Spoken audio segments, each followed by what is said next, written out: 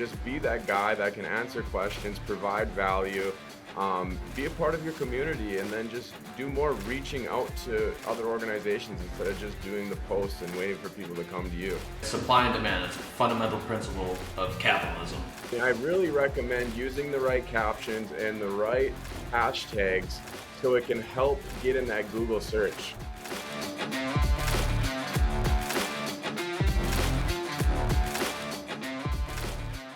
So Austin, have you ever been golfing?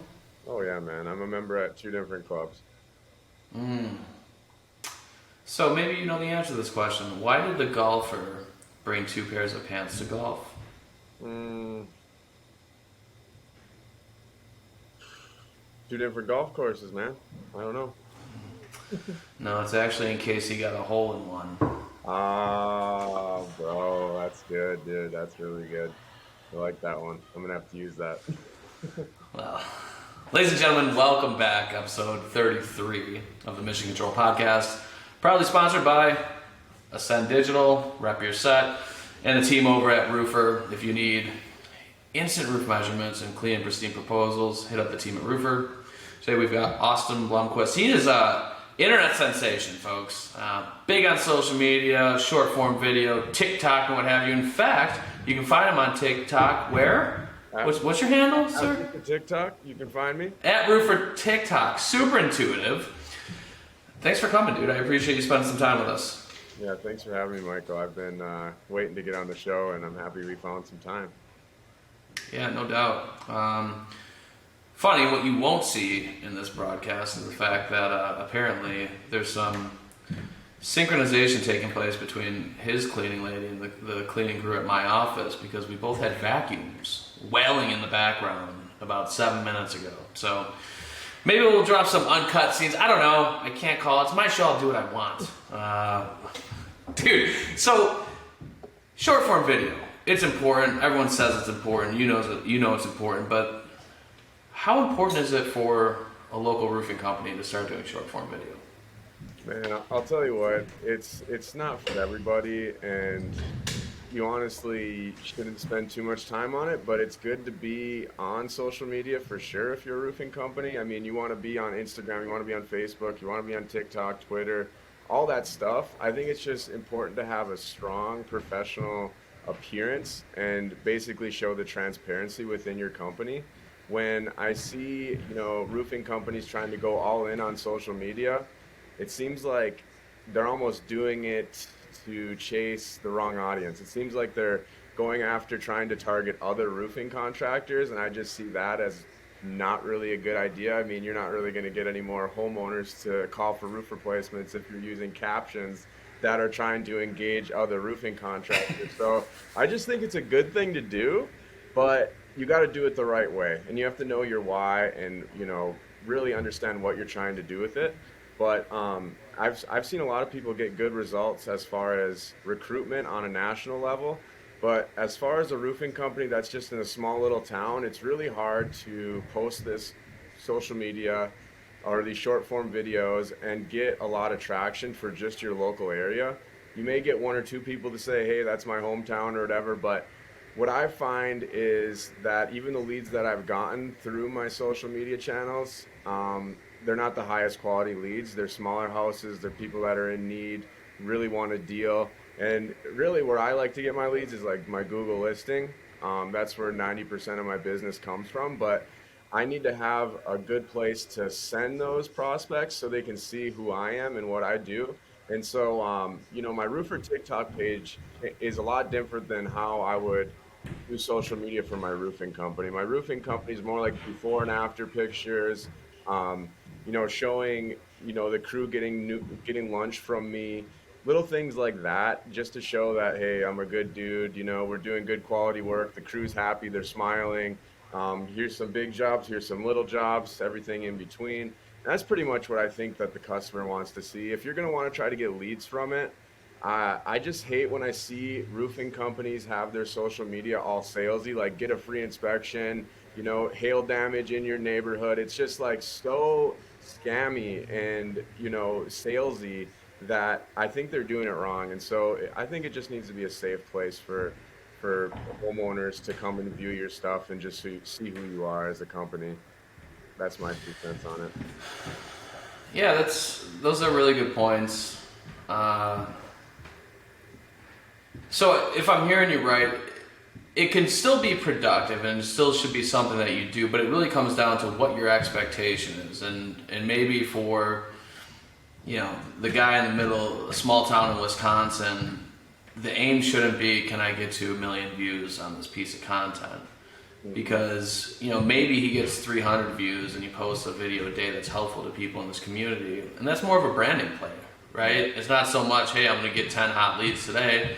But folks that are on TikTok and Facebook and maybe YouTube, if they're seeing that consistently, it's similar to, I guess, a brand impression on a billboard that they drive past. Yeah, so like so if I wanted to target like the whole entire United States with a video, let's just say I'm using like the product Equipter. Say that you have an Equipter, right? And for your roofing company, you want to show your market that you have this cool piece of equipment.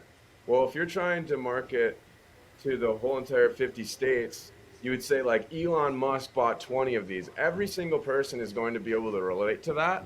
But if you're trying to just target your local market, you could use something like Mayor Schwartle. We use the Equipter on Mayor Schwartle's house, and everybody knows Mayor Schwartle in their little tiny town. So, like use your captions correctly and don't go after the big, the big market. Go after like the small things and like use like, prominent places in your area, like churches or other, monuments that people recognize, and try to make videos by that and talk about things in your community, because it's going to use the algorithm's going to pick up those keywords and it's going to be able to then show it to that market. So like, for example, I'm working with this laborers union. It's like one of the biggest laborers union in North America. And I've been able to do lots of recruitment for them just because they're more of a countrywide company. And so like people are down in, Tennessee or here, and I can kind of connect the dots because they have the systems in place. But even for Michigan, like I'll tag like Lake Michigan because they're trying to do a lot of recruitment just for Michigan right now. So I'll use different hashtags like Michigan State or Hard Workers of Michigan, different things like that, because that's really what's going to work to target that local area. Right now, it seems like it hits the major cities, like, Dallas, Texas, and then I got Detroit, and then I got Chicago, Los Angeles. Like, it's hitting the major cities, but I'm at like 33% Michigan. So that just tells you I've been really trying to target Michigan with this laborers union, but I'm still getting, results across the board, across the country. So that's kind of my answer on that question. Is you have to be careful what you're writing in your posts, because it's really going to determine where that video goes and where it's shown. Yeah, that makes a lot of sense. That's a really good point. Now, how does somebody understand what hashtags they should be using? If it is a local guy or if it is a national company, like they want to up their presence, how do they determine what hashtags to use?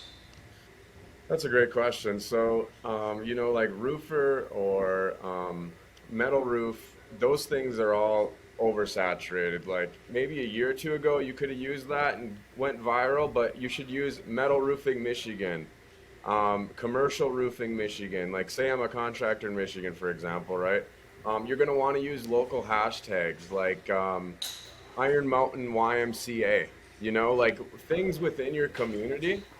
Try to be number one for that hashtag. So like, for example, I service this city called Houghton, Michigan. Well, I make posts that use those hashtags, or the college that's there, Michigan Tech. So that's kind of my mind thought as far as how I use the hashtags. I'm using it, if I want to target roofing contractors, I use roofing contractor as the hashtag. If I want to target homeowners, I'm going to say Michigan Tech, because there's going to be a lot of homeowners that are involved in that community that are following Michigan Tech. And that's how I would approach it. I would try to find the hashtags that aren't overused, and I would try to be number one for the most viewed video for that hashtag, so you're kind of there forever. Smart.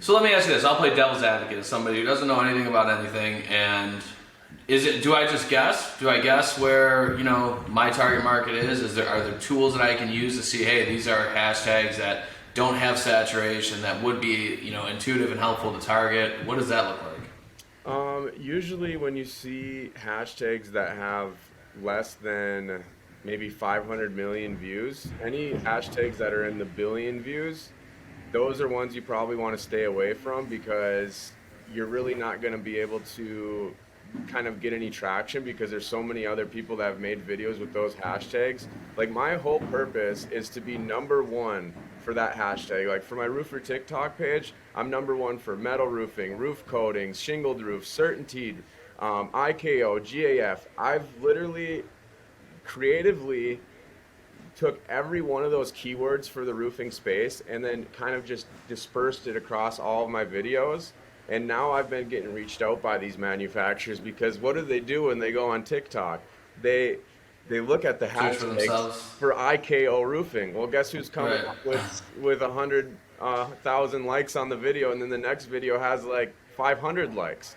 Nobody's been able to do what I've been able to do with these hashtags, and it's going to set me up for the future. Like, for the next 100 years, as long as TikTok's around, I don't think there's going to be anybody that's going to be able to get a video about roof coatings with more more views than me. Like, I've got into this space, and I'm calling everybody out. I push you guys. Oh, let's get it. I'm pushing you guys. If you guys can do it, let's see it. But yeah, man, that's pretty much my answer to that. Is find those local things in your community, and use those local hashtags. Michigan Tech, Wegmans grocery store, or you could even use like fucking shout out to Wegmans. They're so good. Man, they're freaking great. So yeah, man. But let me ask you this, and dude, congratulations, because it's no small feat, and obviously you've been working very hard at it. You make it look easy. I've heard some people say, but I know that there's a lot of hard work that goes into that. But, let's say I'm looking for homeowners and I just start typing in homeowner or Michigan. Like, I look by views, like that's the only thing that I look at, or are there other things that can contribute to me connecting to the audience outside of just using a particular hashtag? Well, I think a lot of it, I've talked with the roofer helper about this subject actually, and it's like, how are you really going to make social media work in your local service area? Well, it's a lot of outreach. It's a lot of not just you posting a video, waiting for people to comment on your video and then saying, oh, I got a sale. It's more so being in your community. So what you can do is I keep bringing up the colleges because it's just relevant, because what you can do is comment in the comment sections and just be supportive for your community. And then other people if you're commenting on the YMCA and the library and this and this and that and this and that, and then the local people in your community are also looking at those organizations and they keep seeing Crown Roofing, like he's super involved, like it's gonna spark that interest in their head to be like, wow, this roofing company is super involved with the community. I'm gonna follow them, and now I'm going to remember them. So it's not so much commenting on these posts of people in your community being like, oh, free roof estimates. You'll see that all the time, like roofers doing that. Like they just want to get in these community groups on Facebook or whatever, and then they just spam their business. And I'm like, man, that is not the way to do it. Just be that guy that can answer questions, provide value, be a part of your community, and then just do more reaching out to other organizations instead of just doing the posts and waiting for people to come to you. Because you're not going to get leads that way. I mean, you might get a few, but like I said, it's not going to be your best lead source marketing plan or whatever. Yeah, lead with value. I think that's a really good piece of advice, and I think that's something that a lot more people could benefit from, quite honestly. It's interesting what you said about, the number of people using a hashtag or the views on a hashtag, and kind of like how hard it is to cut through the noise. It's the same thing on Google. If you've got 50 people bidding for a roofer near me, your cost per click is going to be higher than maybe metal roof installation. And if you're looking to do more metal roofing jobs and you get a lower cost per click, you can likely acquire a lead for less money. Maybe that's something you target, right? If that's your specific niche. You might lose some opportunities on roofer near me in that particular instance, but you might net up on targeting something more specific that costs less because there's not as many people competing for it, right? Supply and demand is a fundamental principle of capitalism. Yeah, so another thing is captions work the same way as hashtags. So it's basically like TikTok and these other social media platforms, YouTube, whatever, they're basically like search engines, right? So when people Mm-hmm. search, let's just say roofing contractor, Michigan, and they maybe go to videos just to see, hey, I want to watch some videos about some roofers. Well, if you make a short form video and you use the caption roofing contractor in Michigan, well, it's going to help push that video to the top of those videos on Google, especially if you have 100,000 likes on that video, 1 million views on that video. So if you do, make some videos for your roofing company, I really recommend using the right captions and the right hashtags so it can help get in that Google search. And like that's super key, and it's worked for me too. Like when you search roofing or roofer, roofers or whatever it is on Google, if you go to videos, some of my videos start popping up because they're the most viewed videos for roofing related content in the world. So, that's it'll work if you can have the right marketing plan behind it. But do you want to spend all your time making videos, or would you just rather have a professional appearance and, get your leads other ways, cold calling and all this other stuff that may be better? I'm not sure. In Michigan, it doesn't really work because my population is like 10,000 people in this small town. Maybe if I was in Colorado or Dallas, Texas or something, it probably would work better. But I'm just telling you from my experience.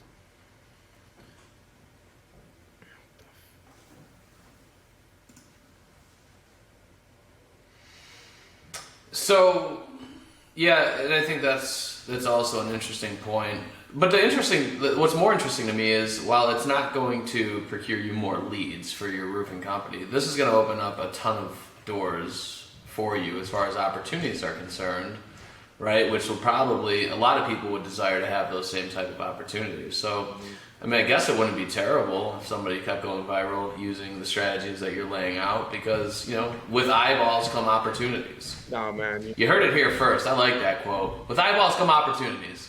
Mission Control Podcast with your boy.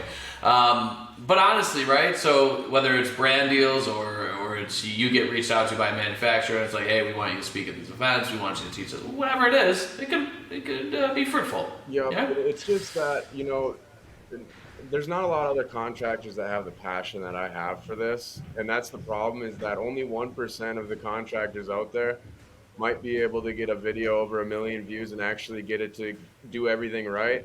The majority is just going to do it wrong. It's going to be half-assed and it's not going to work. And it's just like, why would I tell people to spend all their time trying to chase that, that crystal ball, when really even after you get there, the results aren't crazy, So if you want it as your image, I mean, yeah, with my following and the views I have on videos, people talk to me differently. If you're a roofing contractor that wants to be an educator, somebody that wants to be, like that influencer in the space, going to trade shows, talking, maybe you have a CRM or maybe you have a roofing product like mine and you're trying to build your personal brand. This could be a great way to do that just by showing people who you are, what you do, showing them satisfying roofing content. Really, the reason I've been able to do so well compared to a lot of these other people that are having social media platforms that are just showing podcasts and different things like that is because people, it's not interesting enough. Like people want to see, like they want to get excited and get super engaged with this content, and it's got to add value, and it almost needs to have that dopamine hit like right away as soon as they're watching that video, like, wow, this is super satisfying, I'm going to keep watching this. It's all about watch time, retention, how many people are following it, how many people are commenting on it. So it's all about using the right captions and trying to almost like I just sent you a link earlier about let's see, we're having some audio problems. Um, I just sent you a link Hmm. earlier of Bose. They're a $3 billion company, but if you look at their content, it's not like super professional. It's like it's fun, and it's what the viewer wants to watch. It's not like, oh, get a Bose headset, the best sound quality. It's super creative, super fast paced, super right to the point. Um, and that's how you got to be. Can't just be, oh, we're out here replacing a roof in Maryland after the storm. Like, people are going to keep scrolling. So, Good for Bose too, because a lot of old companies they get kind of set in their ways historically. I feel like, and they don't think outside the box. They don't get creative. So mhm, shout out to Bose. for sure, man. We're gonna make a nice little clip here. So should local roofers try to go viral?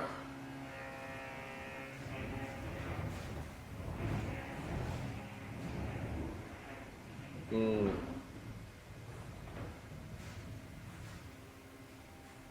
yes and no is my answer to that.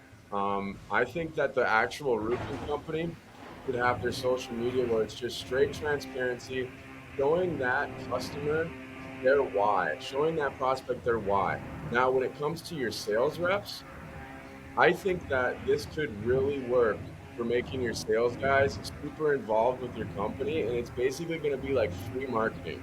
So if you can get all of this roofing content and tell your sales guys, here's this, 1,000 videos of all this roofing stuff, take it and chop it up and be creative.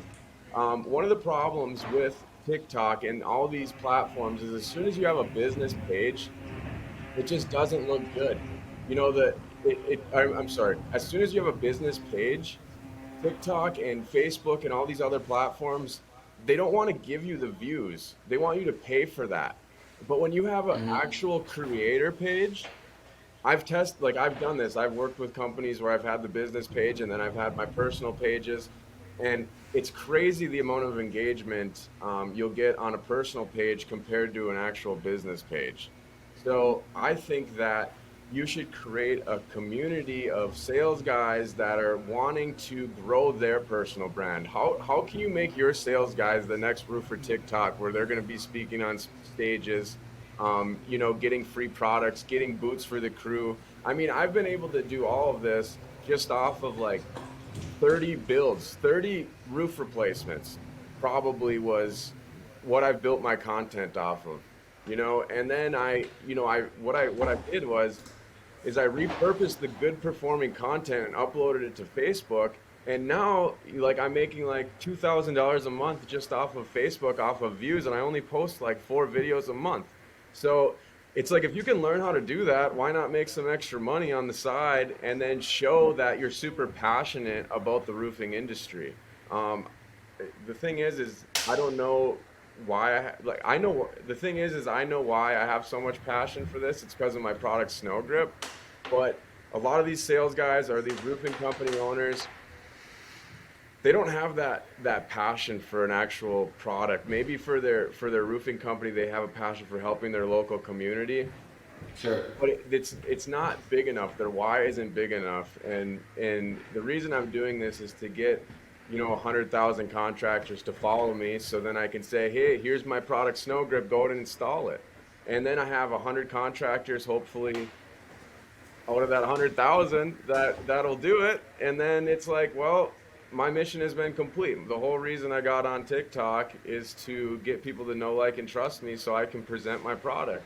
And I didn't do it in a salesy way. I didn't say, get Snow Grip or get this or get that or get a free roof inspection. I just added value. I showed satisfying roofing content so other roofers could see that and be like, I love roofing. Everybody, like, if you're in roofing, you want to see other roofing related content. And if you can have it where it's super professional as far as straight to the point and not any bullshit. Like you'll see videos that, you know, um sometimes I don't want to name drop certain people because I feel bad. But yeah, I'm probably going to leave that out of there because but I'll see, companies that will upload like their YouTube videos, their long form videos that are horizontal onto TikTok where it's a vertical video platform. and it just looks like crap. It's super slow starting. The music's terrible. It's just not catchy at all. So I'm gonna keep scrolling through somebody's page, but as soon as I get caught up on something boring, it's like I'm done with them. So I try to make my page where it's like every post is super engaging and people just stay on my page and keep scrolling and scrolling and scrolling. Like that's the goal of what I've like that's the goal of my page is to keep people there. That makes a lot of sense. Time on page is important, right? Mm-hmm. Let me ask you this. What's the biggest mistake that you see in contractors when creating content? Well, it's not engaging enough. So really there's like 4 pillars that I use for every video: significance, unusualness, prominence, or storytelling.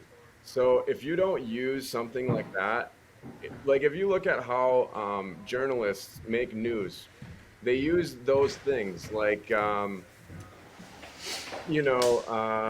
lady falls off of chairlift. Everybody's going to look at that news line and be like, oh, what is this? What do you mean? Or, Elon Musk bought a new Tesla factory. It's using prominence and then like big numbers. You could say, did you know that, TJ McCormick did a good job on a video. He was like, there's over this much billion tons of shingles put into the dump every year. It's using big numbers.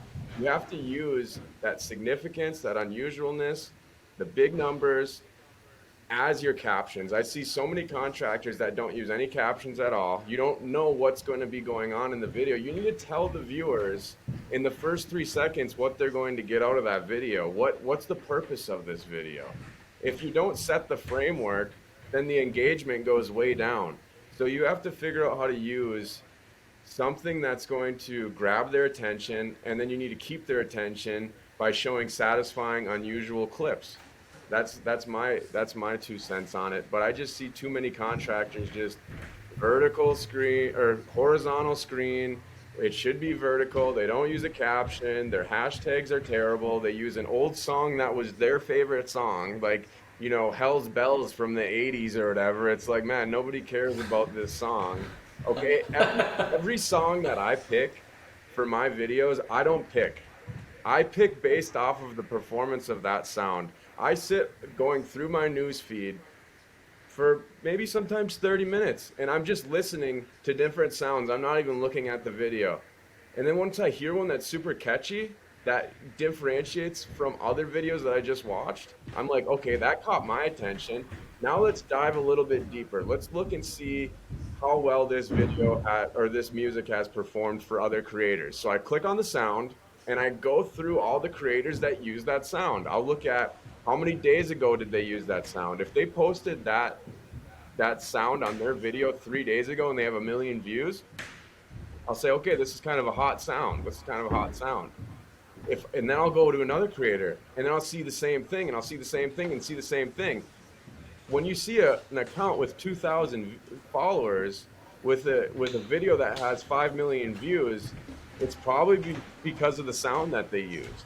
So I will study what's working and then I'll put it into my videos. So it's not like I just pick a song that I like, and that's the thing is I work with these companies and they say, oh, these songs aren't very appropriate. I'm like, I didn't pick the sound. This is what's going viral right now. Like, I'm sorry. If it was my choice, I would be playing old school rap on all my videos, Yeah, I'd be like Mike and play old school rap. 3-6 Mafia and Project Pat and like Juicy J would be all my stuff, but it's a little bit too much. And the normal roofer doesn't really like that. And then the younger generation doesn't even understand it. So I just play what's going viral. I do what's going viral. And those are pretty much, that's the basics to it. You really need to just have good content too. If we're like when we're doing a podcast, this isn't very entertaining, but if the guy's going up on a slippery roof and it looks kind of sketchy, that's going to get you to stick around a little bit more, especially if you're a roofer. So, yeah, that's pretty much it. I'm sorry you don't feel entertained. Okay. Oh, this fucking guy. So, should you swear in your content? I don't think so.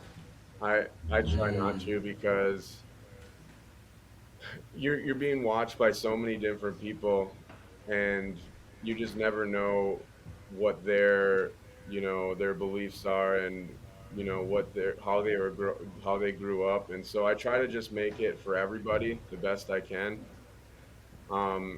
Safety is one thing that I've been trying to do better on my videos. It's just a lot of guys without fall protection, and if anybody is in the roofing space, they know what it's like when you're running these jobs and subcontracting out the work. These guys just kind of come in and get out. You tell them to wear the stuff. Really, the liability is on them because you subcontract it out. It's their workers' comp. But as far as a video standpoint, homeowners don't know that these guys climb roofs every day and they're professional rock climbers. So the thing is they get a little like any roofer here has had a time where the homeowners came out, looked at the roofers on the roof, and they're like, "Oh my God, they're not having any ropes. Like I'm so scared." And then you just have to say, "Nah, it's all good. Just go back inside." So um, you got to be careful because if the wrong person sees it, especially like your competition, they might just get jealous and they might want to just look at your jobs and follow you around and report you to OSHA. So I would recommend wearing fall protection on any videos you do for your roofing company. Now, for me, for like my roofer TikTok page, I don't associate my roofing company with any of it because I don't want somebody to get mad at the content I posted for some reason and then go to my roofing company and try to leave bad reviews or something. Just with the amount of engagement I'm getting and the views per month, I think it's better if I keep my roofing company out of the picture. And so if you're doing this to help your roofing company, be professional in your personal content. But if you're trying to like promote a product or a new CRM or whatever that you're coming out with, I think it's okay to be a little bit disruptive to get that engagement. But as you become more of an influencer, you want to be careful how you influence people. Like that's part of it. Is a leader is an influencer. Now, if I'm influencing everybody to say, "Oh, hey, it's okay to not wear fall protection and to say this on videos and overpromise this," well, if everybody starts doing that, I'm not making the roofing community a better place. So I just recommend being careful with what you do when it comes to making these videos. It's really good advice. So wear fall protection if you're doing videos, and maybe even if you're not, try to get that. But especially when. So what apps couldn't you live without as a creator? Honestly, I do everything. When I upload videos, a lot of people will use like Adobe or other video editing softwares, right? I just use Splice on my phone if it's a complex video, but most of the time I'm going into Facebook or Instagram or TikTok and I'm actually manually uploading that footage from my phone, and then I'm actually using their editing software. I was talking to Tim Brown about this because he will post content like wildfire. Like he'll take a video and it's posted like 2 seconds later. I'm like, whoa, bro, you didn't even take a second to like think about the caption or anything. Like you just sent it up there. And I spend sometimes an hour in the editing process just on the TikTok platform. And I think that TikTok rewards that. I think they have a timer where they know how much time you spent making that video. They're tracking your key log whenever you're typing stuff. It's like it's tracking everything. It's tracking your engagement in the app. Even I've went as far as thinking that it's tracking what you're saying. It's listening to you through your phone. So let's just say, I mean, this is crazy. This is TikTok conspiracy 101. But I've tested this where I posted a video. It was a funny video. Well, first of all, the video had a lot of laughing in it from my crew. I think TikTok picked that up and they're like, "Oh, this is funny. We're going to push it to more people." Well, I was like laughing with my phone when I posted it, ha ha ha ha ha ha ha, because I'm thinking that it might be listening to what I'm saying.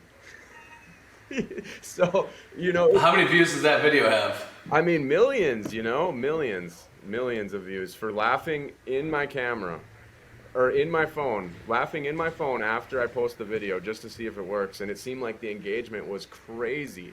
Also, if you make a video and post it, let's just say like 2 hours later and not 2 months later, it's going to perform way better. For some reason, TikTok knows when that video was actually initially recorded. I really think it does. And, if you're posting, if it's winter time and you're posting roofing stuff in the summer, it's kind of the wrong time. It really needs to be relevant with what's actually going on in today, So it's kind of a rant there. Dude, we're covering it all. Fucking strategy, content deployment, conspiracies. I like that shit, dude. Dude, the I like TikTok that. conspiracy, man. Like, I seriously think that when you're taking a video and you got Sprite, you got, let's say there's a Dallas Cowboys thing over here, it's picking up all that stuff. There's like a green screen in your camera. When you upload it to TikTok, it's gonna pick up that Dallas Cowboys things, and then it's gonna target it to people who like the Dallas Cowboys. Same thing with. Who likes the Dallas Cowboys? I have Fuck. no idea. I have no idea. I don't know how I Bills thought. Mafia. My business partner actually likes them. I think that's why I brought that up. Well, he's not welcome on the show. Have you ever used Google Lens? Yeah. So you can take a picture of something and then it'll search the web for it, right? It's the same thing with the cameras through the city. If they're looking for a red truck, they can use their artificial intelligence, their programming, to just pick out every red truck that went by this intersection. So it's like TikTok, I think, is also doing that.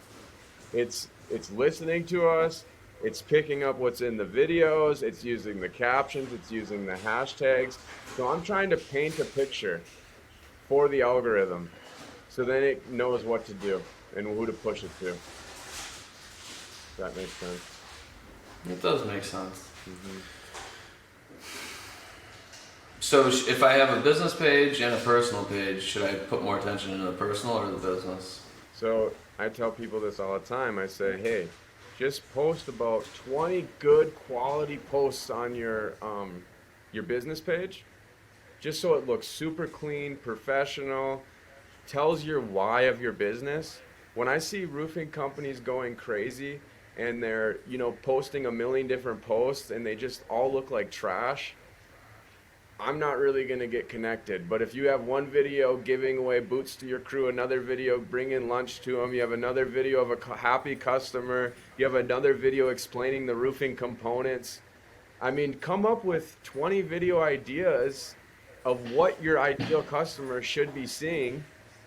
And then, just do that, But as far as your personal page, you can have a little more fun with it, and probably not have to worry about that too much, because it's not like the customers are really looking at your personal page. Maybe they are, but I don't know. It matters what you're really trying to do. Like we were talking yesterday, and it's hard to have this podcast because I don't know exactly what you're trying to do with the video content. Everybody's different. They're all trying to do different things. It's the same thing when you're doing a website or whatever, a new marketing plan. It makes me so mad when people reach out to me and they try to tell me that I need more leads and I need to do this in my business and I need to do that. And I'm like, dude, you haven't even taken the time to understand my business. So you're trying to sell me on something that I'm not ready for. Like, I don't have enough sales guys to take on more leads. Like it's the end of the story. Why are you going to sell me more leads if I don't have enough people to fulfill on those leads? If you would have just listened to me, then you would have saved so much breath. That's what context is important. If you want to work with me or Michael, We would love to work with you and help you, but we're going to talk with you and understand what you're actually trying to do and provide a plan for you that's going to best fit your why and why you're in business. And I just keep bringing up this why thing, why thing, why thing, and I just learned about it like a month ago. What's your why? I was like, oh, that's smart. Okay, what are your core values? These are things that I've been working on in the last year. The year prior, I didn't know any of that. I just was living life, but now I'm trying to really figure out my intentions and make sure that I make my decisions based off of my core values. That's good, man. I think it's a great evolution to make, and being self-aware, understanding why you do what you do is very important to understand, well, what makes you tick, what makes you motivated, and how you can improve on what you're doing, where you're falling short, where you're excelling.